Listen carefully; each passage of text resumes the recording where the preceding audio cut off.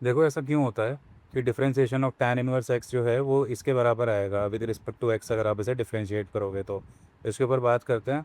और साथ ही में आपको थोड़ा सा ये आइडिया ज़रूर होना चाहिए कि भाई अगर tan x का अगर हम डिफरेंशिएशन करते हैं तो वो कितना आ जाता है, वो सीकेंड स्क्वायर x आ जाता है। हम इसमें बात करेंगे tan इनवर्स x की।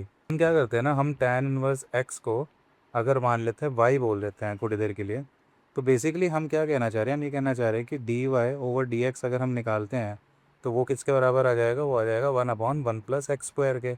हमें ये चीज़ प्रूव करनी है बेसिकली, है ना। अगर हमने ये माना है तो अगर तो tan inverse x is equal to, अगर हम y ले रहे हैं तो क्या मैं इससे ये कह सकता हूँ कि जो x है वो tan y के बराबर होगा, पहली बात। अच्छा, अब अगर हम डिफरेंशिएटिंग ऑन बोथ साइड्स करें तो हम दोनों साइड डिफरेंशिएट करते हैं तो x का differentiation with respect to x क्या हो जाएगा, बेसिकली इसको हम क्या लिख सकते हैं, इसको तो हम 1 लिख सकते हैं।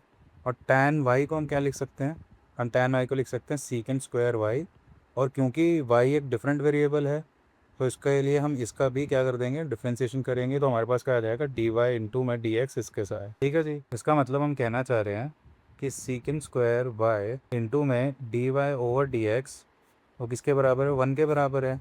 तो मुझे तो d y by d x तक पहुँचना है, तो क्या मैं ऐसे लिख सकता हूँ कि d y over d x जो है वो 1 में सीकेंड स्क्वायर वाई के बराबर लिखा जा सकता है। अब सीकेंड स्क्वायर वाई की अगर हम बात करें तो हमने स्टार्ट किससे किया था, हमने स्टार्ट किया था कि जो tan y था वो x था। इसका मतलब सीकेंड स्क्वायर y को हम x की टर्म्स में लिख सकते हैं। तो इजी तरीका क्या है कि 10th में सीखी एक आइडेंटिटी होती है तो क्या कहते हैं कि सीकेंड स्क्वायर y को आप लिख सकते हैं 1 + tan² y। तो सिंपली tan y हमें पता है x है और इसे लिख सकते हैं 1 + tan² y। तो इसका मतलब dy बाई डी एक्स आप ले सकते हो 1 + tan²y। अब इसका हमें पता ही है tan y अगर x है तो ये कितना हो गया, ये x² हो गया।